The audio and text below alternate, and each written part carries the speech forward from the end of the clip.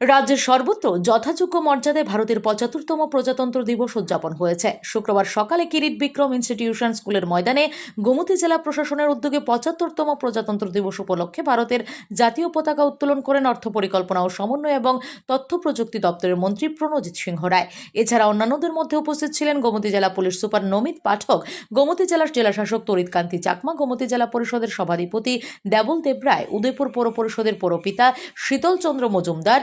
এই উপলক্ষে অর্থমন্ত্রী বলেন, দেশের মধ্যে এবং প্রতিবেশী দেশগুলোতে ত্রিপুরার সুনাম এবং মর্যাদা দুই বাড়ছে। এই সুনাম রক্ষা করার আহ্বান জানান তিনি। পাশাপাশি তিনি রাজ্যের উন্নয়নমূলক কাজগুলি তুলে ধরেন। প্রজাতন্ত্র দিবস উপলক্ষে কিরিট বিক্রম ইনস্টিটিউশন স্কুলের ময়দানে হয় সুদৃশ্য প্যারেড। এই প্যারেডে বিভিন্ন নিরাপত্তা বাহিনীর জওয়ানরা সহ উদয়পুর নেতাজি সুভাষ বিদ্যানিলয়ের এনসিসি ইউনিটের ছাত্রছাত্রীরা এতে অংশ নেন। এদিন অনুষ্ঠানে উদয়পুর মহকুমা প্রতিটি সরকারি স্কুল ও বেসরকারি প্রতিষ্ঠানগুলোতে সাংস্কৃতিক অনুষ্ঠানে অংশ নেন। এদিন কিরিট বিক্রম ইনস্টিটিউশন স্কুলের ময়দানে এই অনুষ্ঠান দেখতে কয়েক হাজার মানুষ সমবেত হন।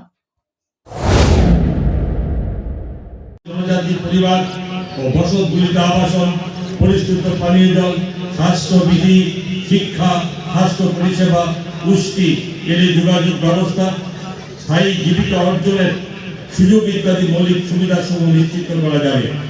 সমাজের সকল অংশে মানুষের বিকাশ ও দেশের শেষ প্রান্ত পর্যন্ত পরিষেবা পৌঁছে দেওয়া, জনকল্যাণে উদ্ভাবনমূলক প্রযুক্তির ব্যবহার ও পরিকাঠামো উন্নয়নের উপর গুরুত্ব দিয়ে মাননীয় প্রধানমন্ত্রী শ্রী নরেন্দ্র মোদীর দক্ষ নেতৃত্বে দেশ 2026-এর মধ্যে 5 ট্রিলিয়ন ইউএস ডলার মূল্যের অর্থনীতি গড়ে তোলার কাঙ্ক্ষিত লক্ষ্যে এগিয়ে চলেছে।